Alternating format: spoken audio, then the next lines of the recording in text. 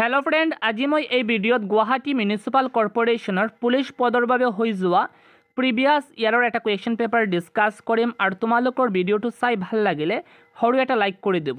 Number 1 বিষয়ৰ উচ্চতম মালভূমি কোনটো তাৰ শুদ্ধ উত্তৰ পামিৰ মালভূমি। তাৰ পাছৰ কুৱেশ্যন কাৰেংগল লিগিৰি কোনে ৰচনা কৰিছিল তাৰ শুদ্ধ উত্তৰ জ্যোতি প্ৰসাদ আগৰৱালা। তাৰ পাছৰ কুৱেশ্যন পৃথিৱীৰ 8টাতকৈ সৰু মহাদেশ কোনখন তাৰ শুদ্ধ উত্তৰ অস্ট্ৰেলিয়া। তাৰ পাছৰ কুৱেশ্যন আনন্দমঠৰ লেখক কোন তাৰ শুদ্ধ উত্তৰ বঙ্কিম চন্দ্ৰ চট্টোপাধ্যায়। তাৰ পাছৰ কুৱেশ্যন ভাৰতৰ প্ৰথম কাৰ্যকৰী প্ৰধানমন্ত্ৰী কোন আছিল তাৰ শুদ্ধ উত্তৰ গুলজাৰিলাল নন্দ।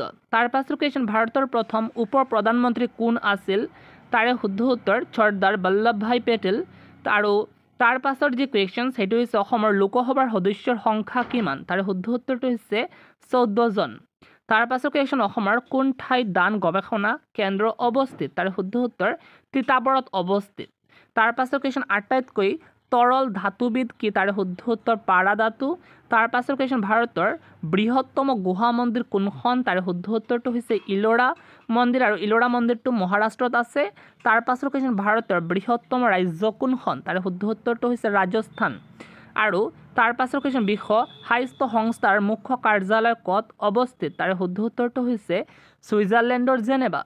তাৰ পাছৰ কুৱেশ্যনটো হৈছে শৰাইঘাট যুদ্ধ কেতিয়া হৈছিল তাৰ শুদ্ধ উত্তৰ 1671 চনত হৈছিল। আৰু তাৰ পাছৰ যি কুৱেশ্যন সেইটো হৈছে বিশ্বৰ বৃহত্তম নদীদ্বীপ কোনখন তাৰ শুদ্ধ উত্তৰটো হৈছে মাজুলী নদীদ্বীপ।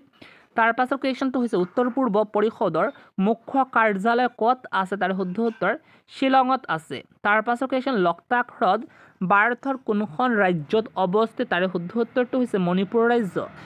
তাৰ পাছৰ কুৱেশ্যন ভাৰতৰ উচ্চতম ন্যায়ালয় ক'ত অৱস্থিত তাৰ শুদ্ধ উত্তৰটো হৈছে নতুন দিল্লী। আৰু তাৰ পাছৰ যি কুৱেশ্যন সেইটো হৈছে অৰুণাচল প্ৰদেশৰ ৰাজধানীৰ নাম কি তাৰে শুদ্ধ উত্তৰটো হৈছে ইটানগৰ। তাৰ পাছৰ কুৱেশ্যন নালন্দা বিশ্ববিদ্যালয় কোনে ধ্বংস কৰিছিল তাৰে শুদ্ধ উত্তৰ মোহাম্মদ বিন বখতিয়াৰ। তাৰ পাছৰ কুৱেশ্যন ভাৰতৰ 8টাতকৈ শৃংগটোৰ নাম কি তাৰে শুদ্ধ উত্তৰটো হৈছে কাঞ্চনজংঘা। আৰু তাৰ পাছৰ যি কুৱেশ্যন সেইটো হৈছে নামঘোষৰ ৰচক কোন তাৰে শুদ্ধ উত্তৰ মাধৱদেৱ। তাৰ পাছৰ কুৱেশ্যন ভাৰতীয় সেনাৰ শ্লোগানটো কি তাৰে শুদ্ধ উত্তৰ জয় হিন্দ।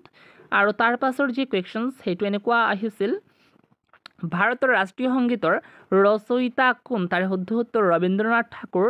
আৰু কেতিয়া সেইটো স্বীকৃতি পাইছিল 1950 চনৰ 24 জানুৱাৰী। আৰু তাৰ পাছৰ যি কুৱেশ্যন ইয়াণ্ডাবু সন্ধি কেতিয়া স্বাক্ষৰিত হৈছিল তাৰ শুদ্ধ উত্তৰ 1826 চনত।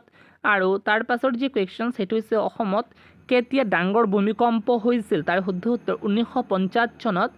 আৰু তাৰ পাছৰ যি কুৱেশ্যন সেইটো হৈছে গুৱাহাটী পৌৰ নিগম কেতিয়া প্ৰতিষ্ঠা হৈছিল তাৰে শুদ্ধ উত্তৰটো হৈছে 1971 চনত। তাৰ পাছৰ কুৱেশ্যন সূৰ্যৰ ৰশ্মি পৃথিৱীত আহি পোৱাতে কিমান সময় লাগে তাৰ শুদ্ধ উত্তৰ 8 মিনিট সময় লাগে। তাৰ পাছৰ কুৱেশ্যন অসমৰ ৰাজ্যিক গছৰ নাম কি তাৰে শুদ্ধ উত্তৰ হুলং গছ।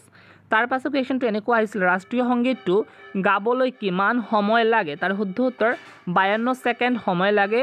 তাৰ পাছৰ কুৱেশ্যন সৌৰজগতৰ 8টাতকৈ সৰু গ্ৰহটোৰ নাম কি তাৰে শুদ্ধ উত্তৰ বুধ গ্ৰহ। আৰু সৌৰজগতৰ 8টাতকৈ যি ডাঙৰ গ্ৰহ সেইটো হৈছে বৃহস্পতি গ্ৰহ। আৰু এনেকুৱা এটা সৰল কৰা আহিছিল আগতে কিন্তু ডিভাইডৰ কাম কৰিব লাগে তো বদমাছ যি ফৰ্মুলা আছে সেইটো মতে কৰিব লাগিব। আৰু তাৰে শুদ্ধ উত্তৰ হৈ যাব 6। তাৰ পাছৰ কুৱেশ্যন তলত দিয়া কোনটো এটা পূৰ্ণবৰ্গ সংখ্যা হয় আৰু এইটোৰ শুদ্ধ উত্তৰ 81 কাৰণ 9 স্কোৱাৰ মানে হৈছে 81।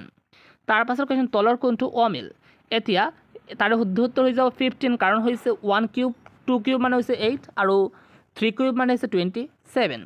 অ'কে তাৰ পাছৰ কুৱেশ্যন তলৰ কোনটো অমিল আৰু জুলাই আগষ্ট ছেপ্টেম্বৰ অক্টোবৰ দিয়া হৈছে মনত ৰাখিব বাকীকেইটা কিন্তু 31 দিনত মাৰ্চ হয় কিন্তু ছেপ্টেম্বৰ মাহটো 30 দিনতে হৈ যায়। অ'কে চ' ছেপ্টেম্বৰ হৈ যাব শুদ্ধ উত্তৰ।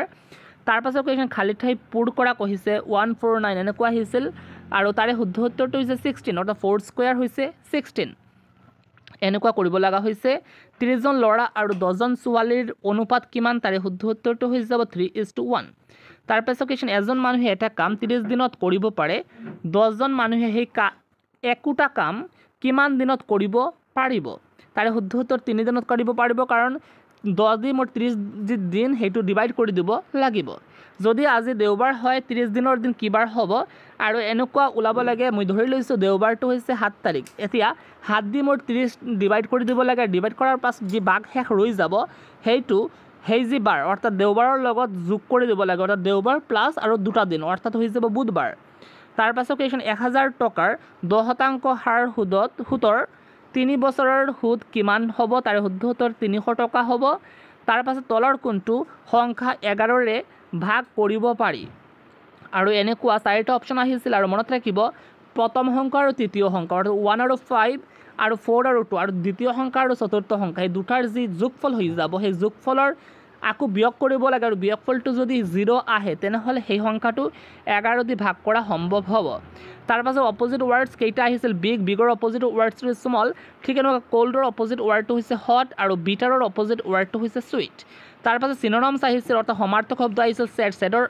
চিনোনিমছ শব্দটো হৈছে আনহেপি লাৰ্জৰ যি সমাৰ্থক শব্দ সেইটো হৈছে বিগ আৰু ইজিৰ সমাৰ্থক শব্দটো হৈছে চিম্পল তাৰ পাছৰ question which one is order তলৰ কোনটো অমিল ইন অফ এন আৰু আহিছিল অন মনত ৰাখিব বাকীকেইটা হৈছে প্ৰিপজিশ্যন কিন্তু এন হৈছে এটা আৰ্টিকল চ' এন হৈ যাব opposite word which one of the following is not a conjunction তলৰ কোনটো এটা কনজাংশ্যন নহয় আৰু মনত ৰাখিব ইন এটা কনজাংশ্যন নহয় বাকীকেইটা হৈছে এটা কনজাংশ্যন he is dash good boy এইটো আনচাৰ হৈ যাব এ কিয় হৈ যাব কাৰণ এ ই আই অ' ইউ যদি থাকে তাৰ আগতে কিন্তু এ নাহে আৰু নহ'লে এ আহে অ'কে চ' সেইকাৰণে এ হৈ গৈছে আনচাৰ তাৰ পাছত question Ganga is a sacred river আৰু গংগা যিহেতু পৃথিৱীত এটাহে আছে আৰু যিকোনো বস্তু যদি এটা থাকে তেন্তে সেইটোৰ আগতে দা আহে আৰু সেইকাৰণে এইটোৰ আগতে দা আহিব কি